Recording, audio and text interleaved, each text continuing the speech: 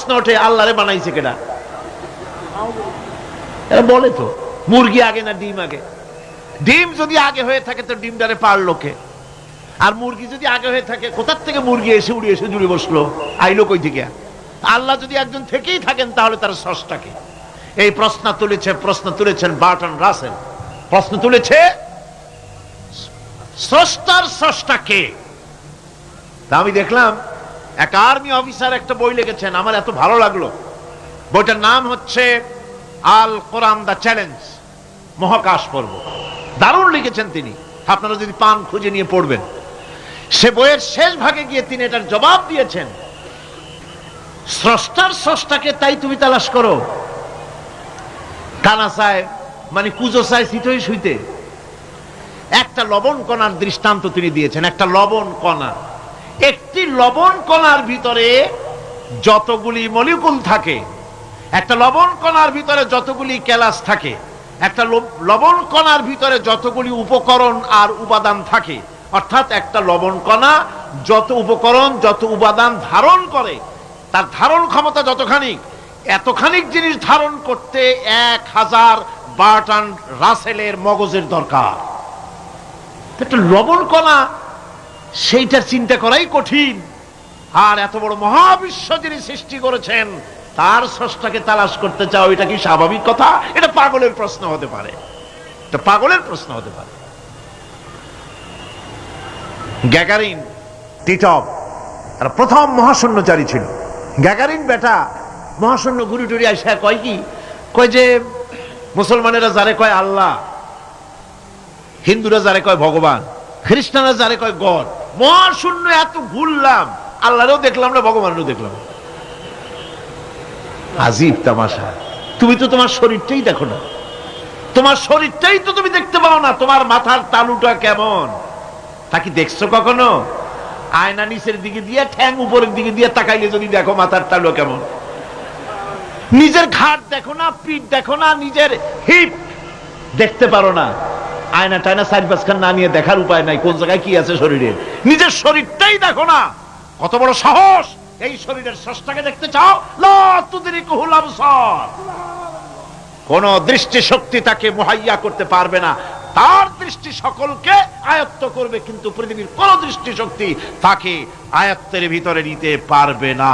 মুসা আলাইহিস সালামের মতো পয়গম্বর তিনি বলেছিলেন, রব্বি আরিনি, রব্বি আরিনি, আল্লাহ আমি তোমারে দেখতে চাই।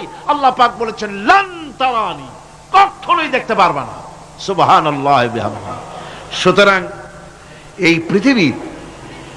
এই পৃথিবীর সবকিছু ইঙ্গিত করে যে একজন আছেন।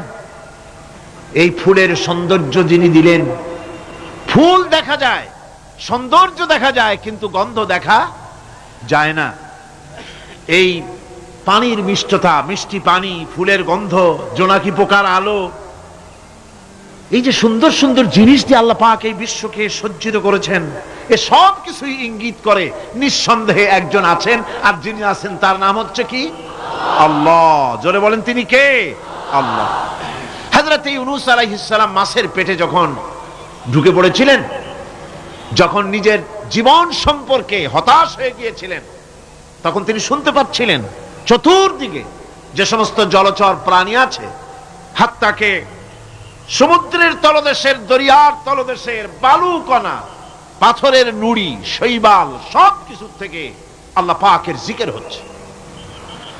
ভিতর থেকে আওয়াজ আসতেছে আল্লাহ আল্লাহ আল্লাহ আল্লাহ আল্লাহ আল্লাহ আল্লাহ আল্লাহ আল্লাহ। জোরে বলেন আল্লাহ আল্লাহ আল্লাহ আল্লাহ আল্লাহ আল্লাহ আল্লাহ। হযরত ইউনূস আলাইহিস সালাম তখন বললেন, লা ইলাহা ইল্লা আনতা সুবহানাকা ইন্নী কুনতু মিনাজ জালিমিন। পড়েন সবাই, লা ইলাহা ইল্লা আনতা সুবহানাকা ইন্নী কুনতু মিনাজ জালিমিন। লা ইলাহা ইল্লা আনতা,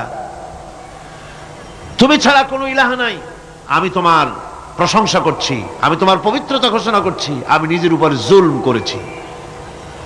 গাছপালা তরুলতা সব তাসবিহ পড়ছে, জিকির করছে কার? আল্লাহ পাকের। এই জন্য রাসূল করিম সাল্লাল্লাহু আলাইহি ওয়াসাল্লাম বলেছেন, গাছের পাতাটিও ছিঁড়ো না, প্রয়োজন হলে গাছটা কেটে ফেলো, কিন্তু বিনা প্রয়োজনে গাছের পাতাও ছিঁড়ো না, কারণ গাছের পাতা আল্লাহ পাকের জিকির করছে। কার জিকির করে? গাছপালা তরুলতা কীট পতঙ্গ সব আল্লাহ পাকের তাসবিহ করছে, জিকির করছে। কোরআনে কারীম বলছে, ওয়ালিল্লাহি মুলকুস সামাওয়াতি ওয়াল আরদি ওয়া ইলাল্লাহিল মাসির। আকাশ মণ্ডল এবং জমিনের বাদশাহী আল্লাহ পাকের, এবং তারই কাছে আমাদের সকলকে ফিরে যেতে হবে। মালিক হচ্ছেন তিনি, আর তার তাসবিহ আকাশ জমিন যা দেখতে পাই, যা দেখতে পাই না, এর মধ্যস্থিত যা কিছু আছে সব কিছুই আল্লাহ পাকের তাসবিহ গুণকীর্তনে সব নিরত আছে। অন্য আয়াতে আল্লাহ পাক বলেন, ওয়ালাহু মান ফিস সামাওয়াতি ওয়াল আরদি কুল্লুন লাহু কানিতুন।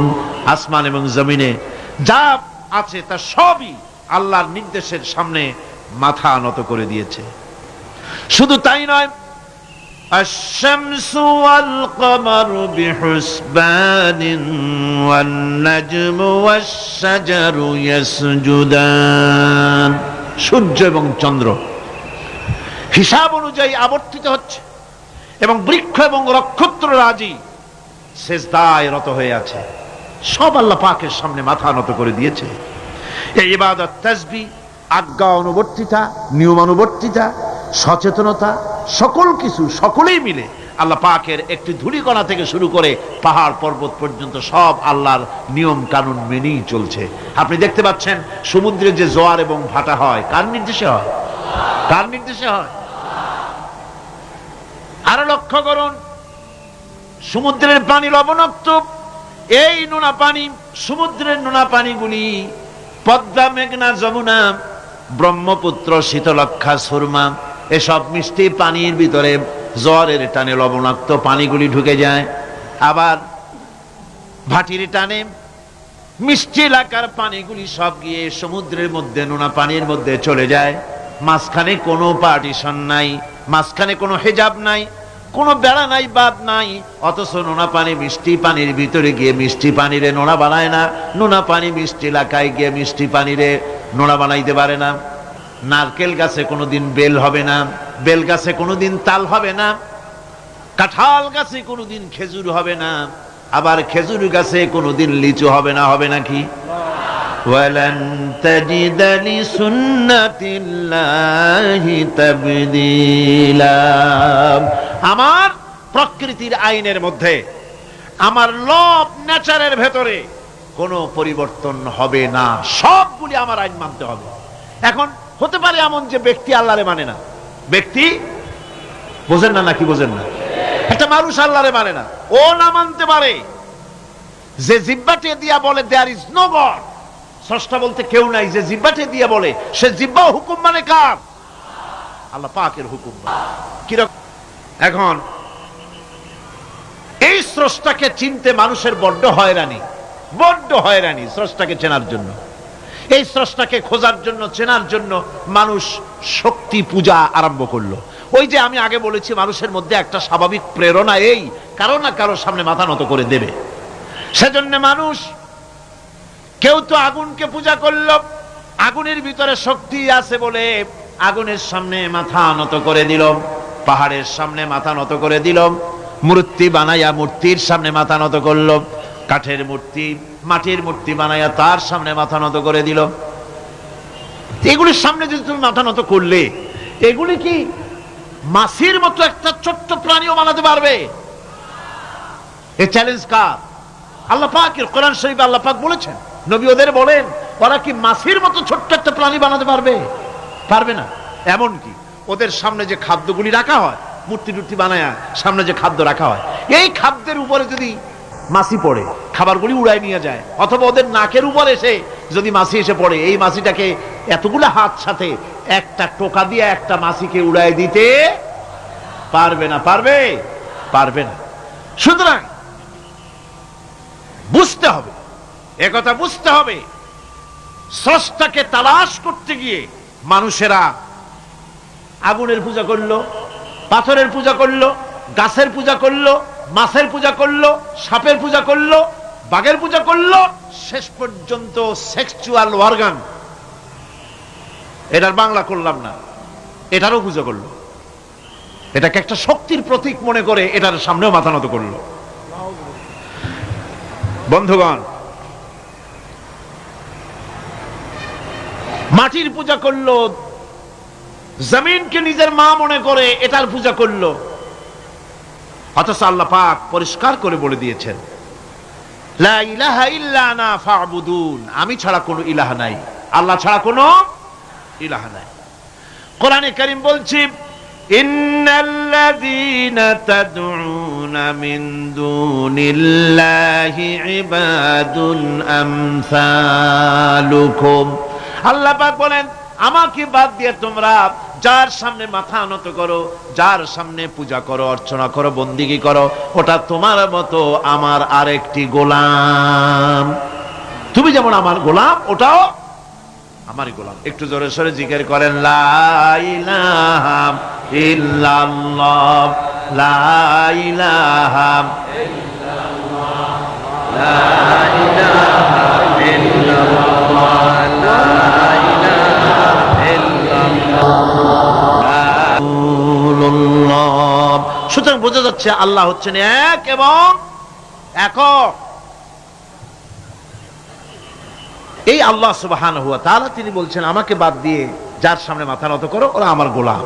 সূর্য কার গোলাম? চন্দ্র কার গোলাম? সাপ বলেন, বাঘ বলেন, আগুন বলেন, সব কার গোলাম? এগুলি সব কার কথা শোনে? আগুন যতই পূজা করেন, আগুনের মধ্যে আপনি পড়লে আগুন কি ছাড়বে? ছাড়বে না। তবে হ্যাঁ, আগুনের মালিক যদি বলে তাহলে ছাড়িয়ে দিবে, ঠিক কিনা? ইব্রাহিম আলাইহিস সালামকে আগুনের ভিতরে যখন ফেলে দেওয়া হচ্ছে, ফেরেশতা বলতেছিল, আমার কাছে সাহায্য চাও, আগুন থেকে বাঁচায় দেই। হযরত ইব্রাহিম বলেছিলেন, আমার তো পরীক্ষা হতেছে, ইমতিহান হতেছে, আমাকে ডিস্টার্ব করো না, আমি তোমার কাছে কেন সাহায্য চাইবো? আমি আগুনে পুড়লে পরে আমার মাবুদ, আমার খোদা, আমার আল্লাহ তিনি যদি খুশি হন, তাহলে আমার এমন আল্লাহকে খুশি করার জন্য 1000 বার পুড়তে রাজি আছি। তোমার কাছে কেন সাহায্য চাইবো? আমি তো অন্ধ, আল্লাহর ইবাদত করি না, যিনি আমার দুঃখ দুর্দশা নিজের চোখে না দেখেন। আগুনের মধ্যে পড়ে গেলেন। আল্লাহ পাক আগুনকে অর্ডার করে দিলেন, ইয়া নারু কুনি বারদাও ওয়া সালামান আলা ইব্রাহিম। আগুন, আমার ইব্রাহিমের জন্য ঠান্ডা হয়ে যা, শান্তিদায়ক ঠান্ডা হয়ে যা। তাহলে দেখা গেল আগুনের মালিক হচ্ছেন আল্লাহ পাক। পড়েন সবাই, আল্লাহু লা ইলাহা ইল্লা হুয়াল হাইয়ুল কাইয়্যুম। তিনি সদা জাগ্রত, তিনি চিরঞ্জীব। সুতরাং মহান শক্তিধর আল্লাহ পাক, তার হচ্ছে সব গোলাম। তুমি গোলাম হইয়া আর এক গোলামের কাছে হাত পাতো, সে তোমারে কিচ্ছু দিতে পারবে না। আমি দৃষ্টান্ত দিতে গিয়ে বলি, একজন ভিক্ষুক, সে যদি আর একজন ভিক্ষুকের কাছে গিয়ে বলে, ভাই আমারে 10টা টাকা দাও, সে 10 টাকা পাবে কই? সারাদিন খয়রাত করিয়া পাইছে মোটে 5 টাকা, তোমার তো 10 টাকা দিতে পারবে না। ও ভিক্ষুক, তুমিও ভিক্ষুক। সুতরাং গোটা বিশ্ববাসী হচ্ছে আল্লাহ পাকের কাছে ভিক্ষুক। সবগুলি কি ভিক্ষুক? প্রধানমন্ত্রী হোক, প্রেসিডেন্ট হোক, প্রধান সেনাপতি হোক, আল্লাহ পাকের দরবারে এগুলি কিচ্ছুই না, গোলাম। এগুলি সব কি? গোলাম আর গোলাম। সুতরাং মাথা নত করা যাবে না কারো সামনে। এই প্রকৃতি, এই নেচার শেখাচ্ছে, একজন আছেন, সেটাকে বুঝতে হবে। বোঝার জন্য আল্লাহ কি দিয়েছেন? কি বোঝার জন্য আল্লাহ পাক মানুষকে ব্রেন দিয়েছেন, বিবেক দিয়েছেন। শোনার জন্য কান দিয়েছেন, দেখার জন্য চোখ দিয়েছেন। আল্লাহ পাক বলছেন, লাহুম কুলুবুন লা ইয়াফকাহুনা বিহা ওয়া লাহুম আয়ুনুন লা ইউবসিরুনা বিহা ওয়ালাহুম আযানুন লা ইয়াসমাউন।